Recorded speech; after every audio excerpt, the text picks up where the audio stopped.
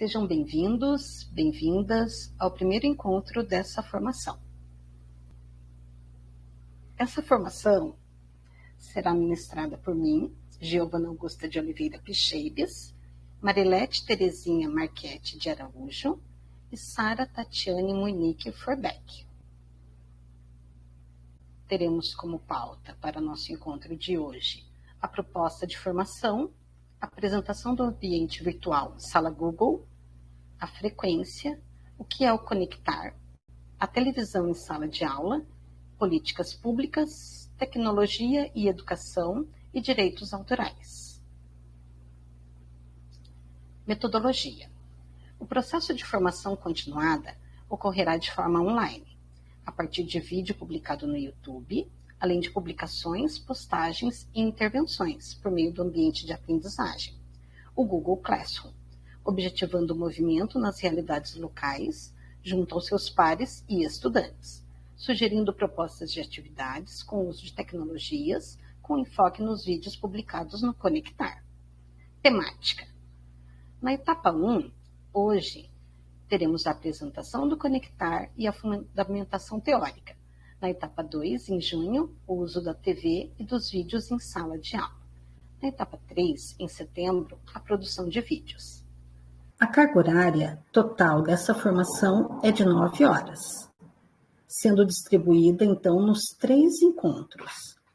Cada encontro, você deverá assistir essa apresentação no YouTube e realizar uma atividade à distância que estará no Google Classroom.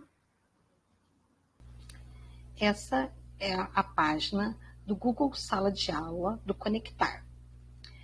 Acessando o QR Code, você pode assistir um tutorial de como acessar o Google Sala de Aula. Nesse ambiente serão postadas as atividades a serem realizadas e desenvolvidas. Como se dará a frequência da formação? Você assistirá os vídeos no YouTube, no canal Educação Araucária, ler e realizar as atividades propostas no Google Classroom para cada dia de encontro, registrar presença no portal Educação, araucaria.ensina-me.online. Prazo para registrar a frequência no portal é de 24 horas e na atividade do Classroom você tem 10 dias para realizar. Através do QR Code você pode entrar no Classroom. Olá, eu sou a Sara e vou apresentar para vocês o que é o Conectar. Então, o Conectar é um projeto que visa apresentar vídeos que auxiliem na prática pedagógica docente e na aprendizagem das crianças e estudantes. Foi criado em 2021, em tempos da pandemia da Covid-19, onde todos nós tivemos que nos desafiar, nos reinventar nessa época para atender as crianças e estudantes. Então, o Conectar veio para auxiliar os profissionais de educação como parte integradora do processo formativo. Então, são vídeos de curta duração e eles são direcionados tanto aos professores quanto aos estudantes. Os vídeos, eles são produzidos por profissionais da rede, Então, em sua maioria, são os profissionais da rede que estão lá, aparecendo lá no vídeo. Mas também nós temos alguns convidados, que ajudam e colaboram na produção desses vídeos. Contém em seu repositório aproximadamente 170 vídeos, com duração de 2 a 20 minutos, sobre temas variados, que contemplam tanto educação infantil, ensino fundamental, educação especial, temos contação de histórias, temas como saúde, entre vários outros. Todos os nossos vídeos, eles possuem a tradução em Libras, pensando numa perspectiva inclusiva. Alguns dos vídeos, eles estão indicados no material do estudar, O material do estudar este ano está contemplando os 3º, 4º e 5º anos. E nós temos algumas sugestões de vídeos no material do estudar, como uma sugestão de encaminhamento na prática docente, Tem alguns vídeos que estão para os estudantes assistirem também, alguns só como sugestões para o professor, mas que colaboram, na prática. No final do ano passado, nós tivemos um projeto para a escolha dos nomes dos personagens do Conectar, Eles são os conectados, Eles são 2 irmãos gêmeos que representam essas conexões. E o que a gente pensou, A gente enviou para as escolas, para os estudantes do 4º e do 5º ano, fazer a escolha desses nomes, né, desses personagens, baseados em cientistas brasileiros, né? Então, nós enviamos uma relação de alguns cientistas para ajudar, né, nessa escolha. E as escolas que gostariam, que quiseram, participaram e nos enviaram essas sugestões. E os nomes escolhidos foram Vivi Conectada e César Arautube. A Vivi Conectada, ela é baseada na cientista brasileira Vivian Miranda, que trabalha na NASA. O César Arautube, ele é inspirado no cientista César Lattes, que é um cientista paranaense. Então, agora eu vou apresentar para vocês como acessar o Conectar no portal de educação. Então, vocês vão primeiro abrir uma aba lá no Google e vão acessar o araucaria.ensiname.online, que é o portal onde a gente faz as inscrições. Então, ali no botãozinho de acessar é onde vocês vão clicar para registrar a presença dessa formação. Aqui em cima, nós temos as abas de todos os departamentos. Para acessar o Conectar, vocês vão clicar em mídias institucionais. Em mídias institucionais, nós temos o canal de educação, que é onde vocês vão acessar os vídeos dessa aula, por exemplo, e aí vocês vão clicar no Conectar para encontrar os vídeos presentes no portal. Então, aqui nós temos os vídeos de diversas temáticas, como vocês podem ver, tem tutoriais, tem sobre o ensino religioso, tem sobre educação do campo, e aí vocês podem escolher o vídeo que mais interessar para a sua sala de aula. Então, nós vamos agora clicar em um para vocês verem como é que funciona. Quando você clicar, abre essa página e você tem duas opções. Você pode clicar em assistir pelo YouTube, que ele vai direcionar ao YouTube. E aí vocês vão poder... aí nessa página vocês vão dar acesso a esse vídeo. Ou também pode acessar diretamente no próprio portal. E aonde nós podemos acessar esses vídeos do Conectar, né? Hoje nós temos em todas as salas de aula a TV, né? A TV ela foi um projeto da Prefeitura do município de Araucária, onde ela adquiriu 395 aparelhos de TV, né, no ano de 2022, que foram destinados às turmas do primeiro ao quinto ano do ensino fundamental da rede municipal de ensino. Eles são os aparelhos Smart TV com a tela de 65 polegadas. E mais também 490 notebooks para as salas de aula, onde vocês poderão utilizar para acessar esses vídeos do Conectar.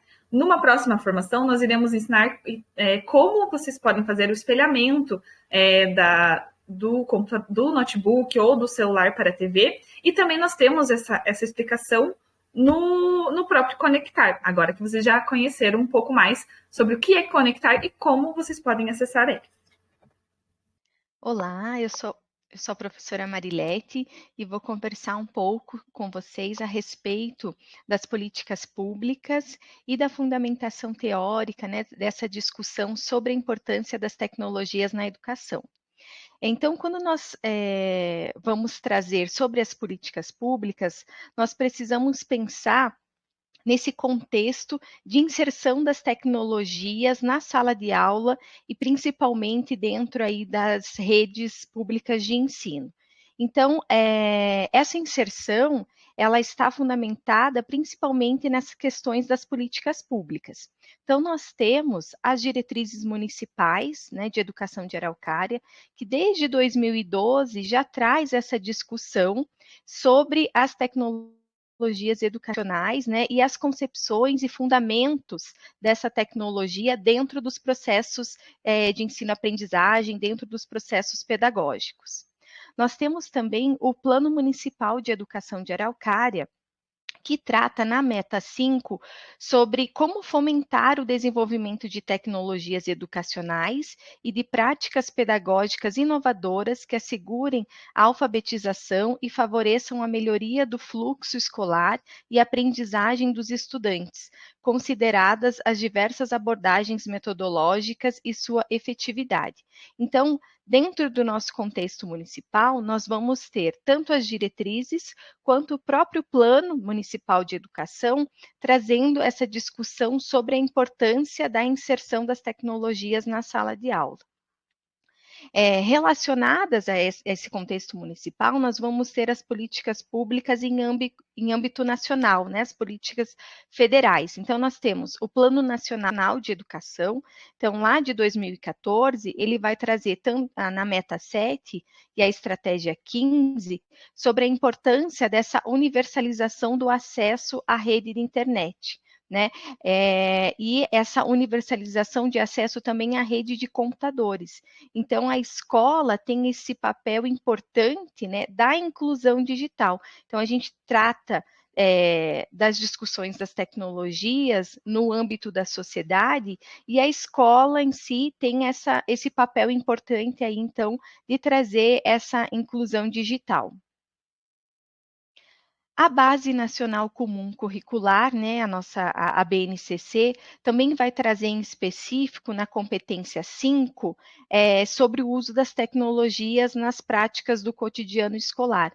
Mas ela vai trazer também com recorrência sobre a importância do uso das tecnologias para o desenvolvimento das demais competências. Então, ao longo da BNCC, ela também vai trazendo essa discussão sobre o uso das tecnologias como uma importante ferramenta pedagógica e como um recurso didático.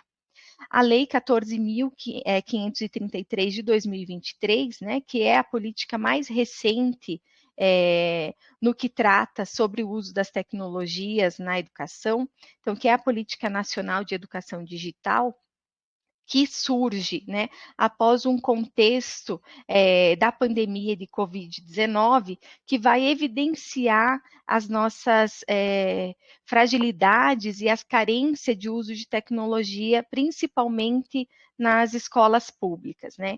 Então, é uma política que surge a partir de uma demanda social, para discutir essa importância do uso das tecnologias e da inclusão digital dentro das escolas públicas.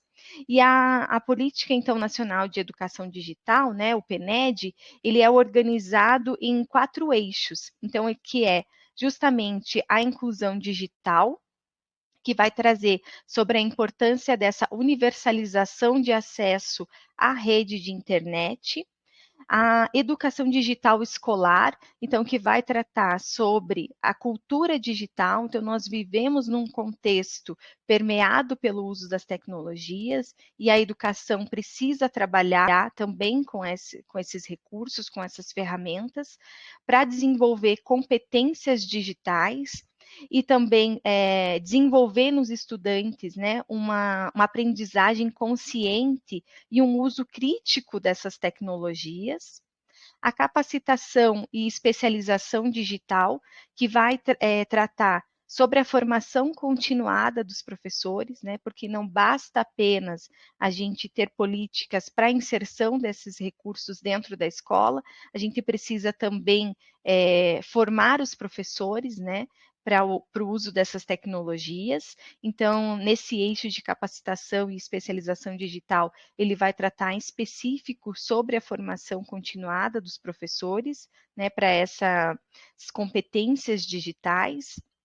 E ele traz também sobre a importância de cursos de imersão, mas de curta duração, que eles chamam de bootcamps, né, para também desenvolver essas competências digitais, né, trabalhar então com as questões midiáticas, as diferentes linguagens e essa interação em diversos contextos digitais. E o último eixo, o quarto eixo, que é de pesquisa e desenvolvimento em tecnologias da informação e comunicação, que vai tratar sobre a importância de incentivar, né, a criação e desenvolvimento de novas tecnologias, principalmente dentro das universidades. E essa parceria também entre as pesquisas realizadas dentro da universidade com as escolas públicas, né, de educação básica. Então, o PNED, ele é uma política recente e importante aí que vem efetivar a questão do uso, né, e da inserção das tecnologias no contexto educacional. Mas essas políticas, né, públicas, elas estão junto com as políticas, né, com as discussões das políticas públicas, a gente também precisa compreender o que os pesquisadores e estudiosos vêm trazendo como base teórica nessas discussões sobre tecnologia. Então, a gente viu lá no Plano Municipal, que é de 2012, que essa discussão ela não é recente. Né? Então, a gente vem discutindo sobre o uso das tecnologias desde a década de 80, mas ainda hoje é um assunto que é pertinente e ainda é relevante, né? Porque por conta desses avanços da tecnologia, dessas mudanças o tempo todo da tecnologia, essas discussões também vão se modificando e a gente precisa acompanhar, então, essas discussões. Então, a gente tem as tecnologias, né, dentro desse contexto da sociedade, então, a gente vê ela contribuindo principalmente na medicina, com as questões das vacinas, as pesquisas científicas, os sistemas bancários, principalmente, né, a gente percebe isso em curto tempo, como os sistemas bancários, eles vão se transformando e estão evoluindo cada vez menos pessoas, né, dentro dos bancos e mais recurso tecnológico. Então, hoje a gente resolve tudo no aplicativo, a gente não precisa mais ir na agência. E as indústrias também trazendo novas tecnologias, o comércio, né? Hoje a gente vai nas lojas de varejo de roupa, a gente nem precisa passar pelo operador de caixa, a gente pega do carrinho as nossas compras e coloca em cima da máquina e ela faz a leitura ali do código de barras e já aparece o valor da nossa compra. Então, as tecnologias estão cada vez mais presentes no nosso dia a dia e, por que não, dentro da escola? Então, a gente precisa também trazer essa nossa prática social de uso das tecnologias também para dentro da escola. Então, a gente vai ter autores como o Edgar Morin e a Maria Elizabeth Almeida, o José Armando Valente, discutindo sobre as tecnologias na escola aproximam os estudantes da realidade social, né? Por isso, precisam ser integradas de uma forma contextualizada às práticas escolares e não de forma estanque. Né? Então, o Edgar Morin vai falar que uma educação pertinente é uma educação contextualizada. E uma educação contextualizada é aquela que vai trabalhar com o que está presente na sociedade. Então, precisa trabalhar com as tecnologias. Né? E a Elizabeth Almeida e o José Armando Valente vão falar que a gente precisa trabalhar sim com essas tecnologias, mas ela não pode ser de forma estanque. Então, eu não posso usar a TV que tem lá na minha sala de aula só como um tapa-buraco ou com uma premiação, né? Ela precisa estar integrada na minha prática pedagógica da sala de aula. Então, como que a gente faz isso, né?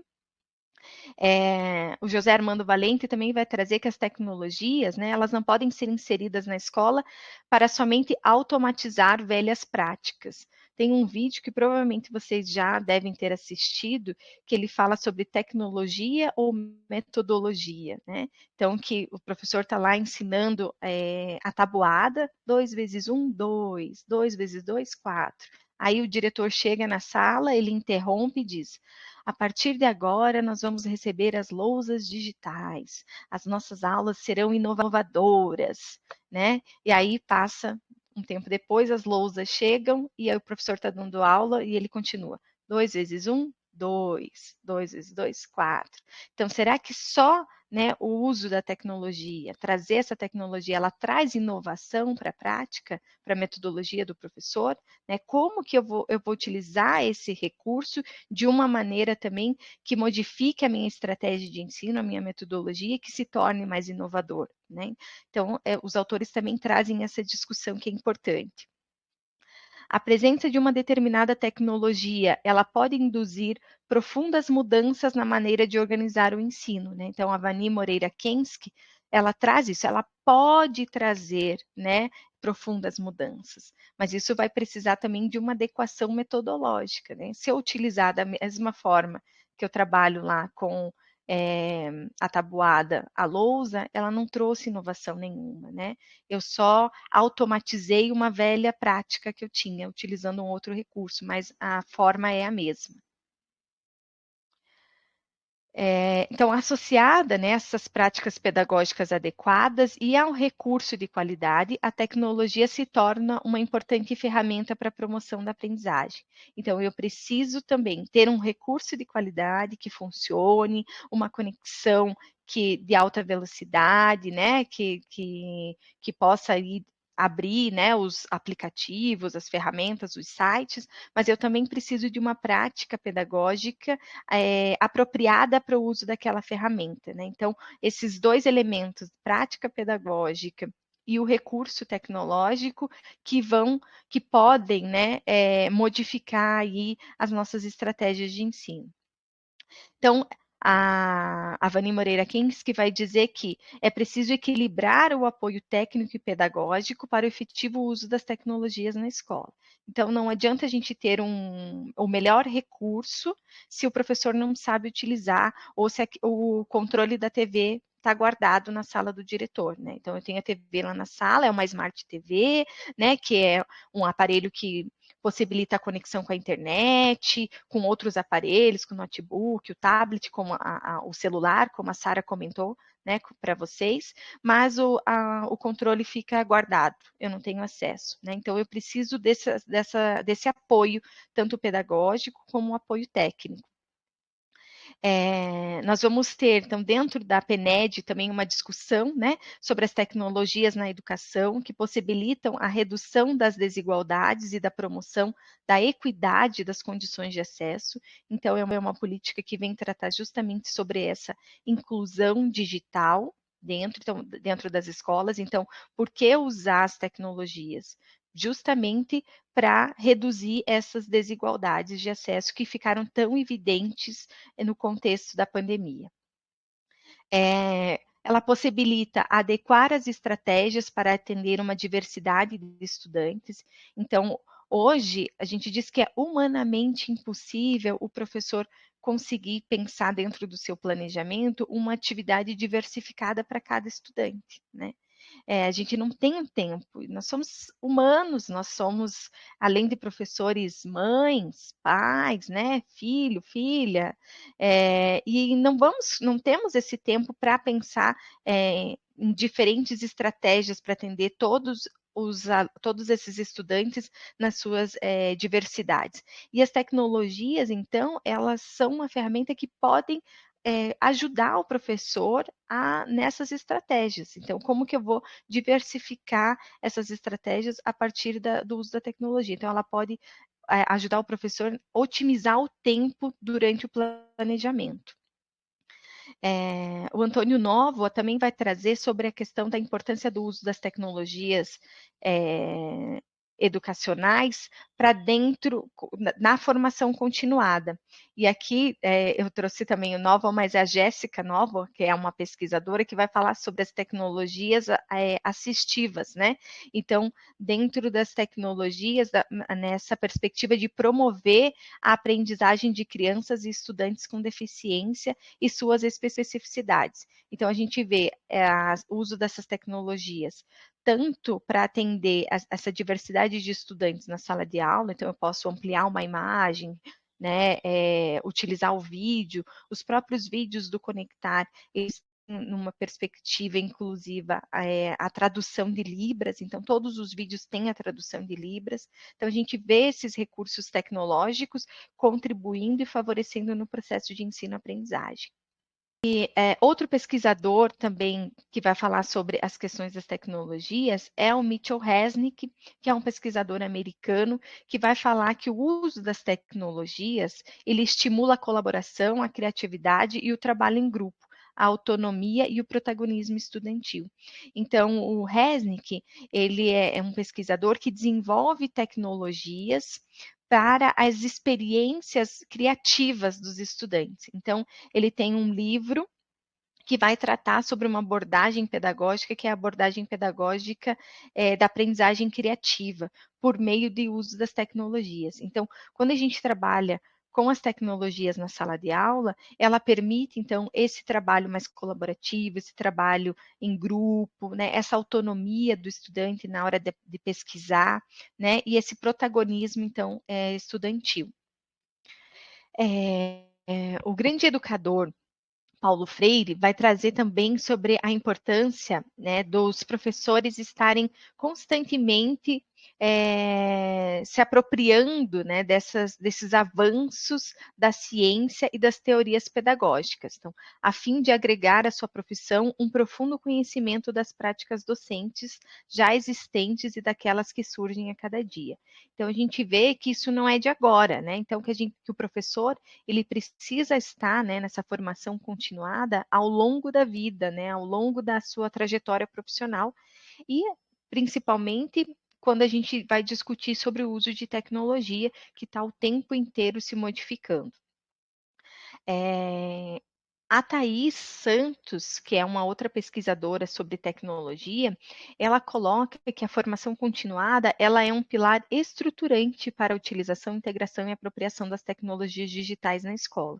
Então, sem a formação continuada, esse professor não vai conseguir fazer o uso das tecnologias dentro da sala. A gente vê uma questão aí já de carência na formação inicial do professor. Então, muitos professores, né, que tiveram lá na sua graduação não tiveram uma disciplina sobre o uso de tecnologias, né? E mesmo se tiveram, né, como com esses avanços tecnológicos, a gente precisa o tempo todo estar se atualizando, né, em relação a essas questões das tecnologias. Então, a formação continuada, ela vem como um pilar mesmo estruturante para trazer esse subsídio para o professor poder utilizar as tecnologias em sala de aula.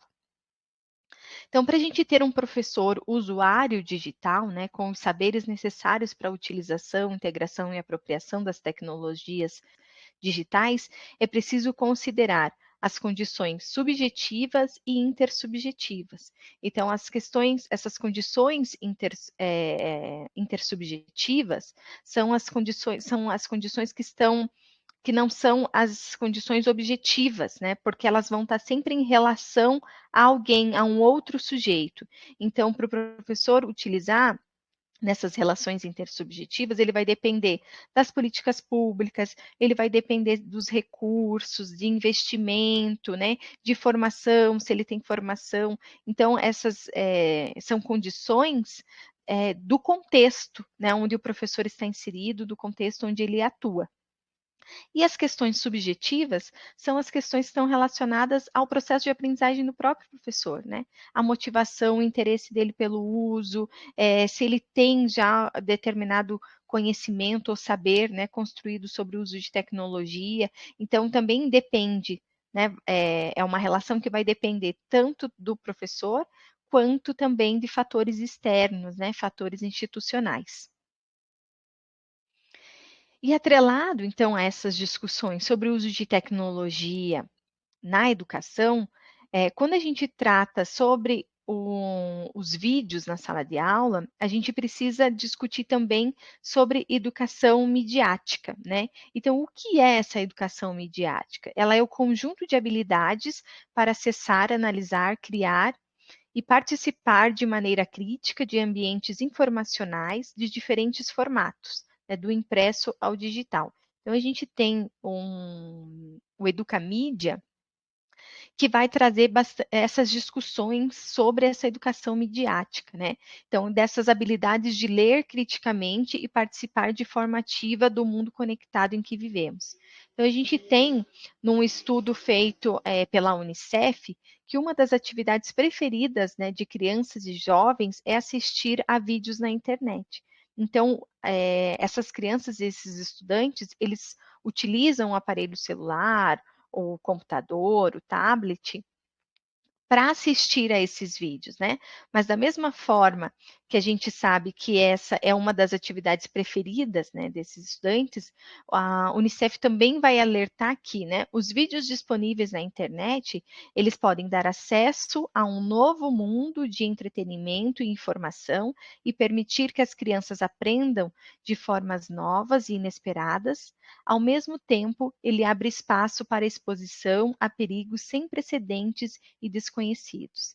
Então, a gente vai trazer uma discussão do uso da tecnologia, de uma concepção sobre o uso de tecnologia para o bem ou para o mal, né? Isso depende da forma, né, que nós vamos utilizar essa tecnologia. Então, o que a gente quer dessa tecnologia? A gente quer, sim, ampliar, né, as formas de acesso à informação, as formas de interação, de diferentes linguagens, né, porque quando a gente utiliza o vídeo, a gente tem acesso ao texto, à imagem, ao som, né, ao vídeo, ao movimento. Então, são diferentes linguagens midiáticas que permeiam um único recurso. Então, a gente tem visto aí algumas discussões recentes sobre a proibição do uso do celular em sala de aula, né? Então a gente vê algumas concepções mais pessimistas, né? Então vamos proibir, mas será que proibir é o caminho certo? Ou o caminho certo seria educar para um uso consciente dessa ferramenta, né?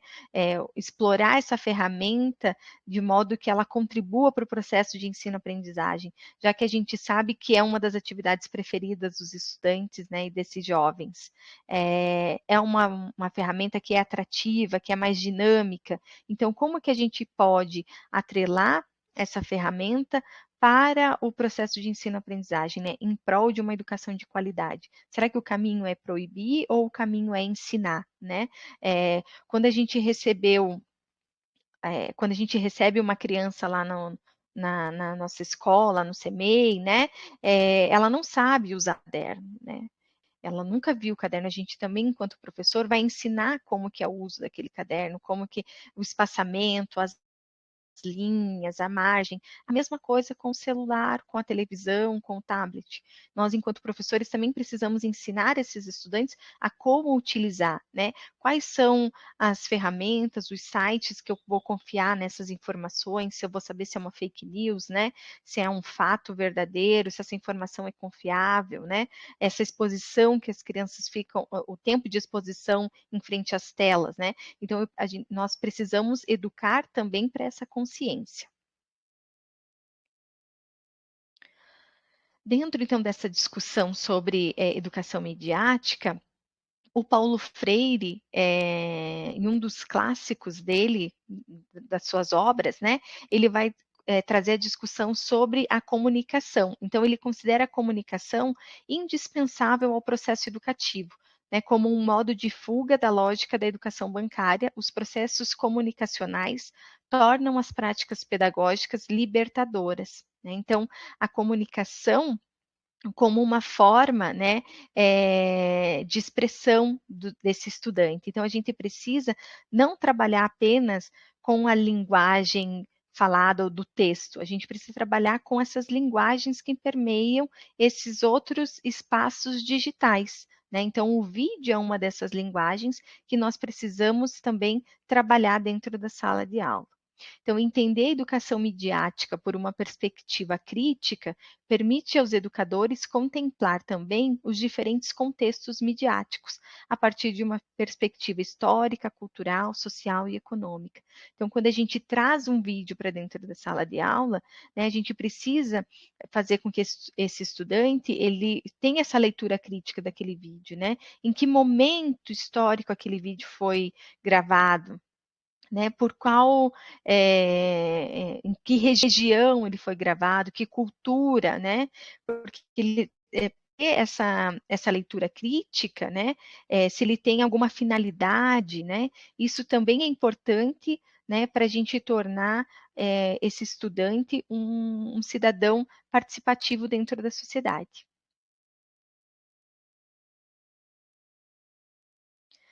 Então, quando a gente traz, né, essas discussões de políticas públicas, né, essas discussões teóricas, esses pesquisadores, estudiosos, né, que tratam sobre a inserção das tecnologias, sobre a educação midiática, esses recursos digitais, né, e principalmente a questão dos vídeos, a gente precisa pensar que o tempo inteiro nós estamos consumindo informações e também produzindo informações, né?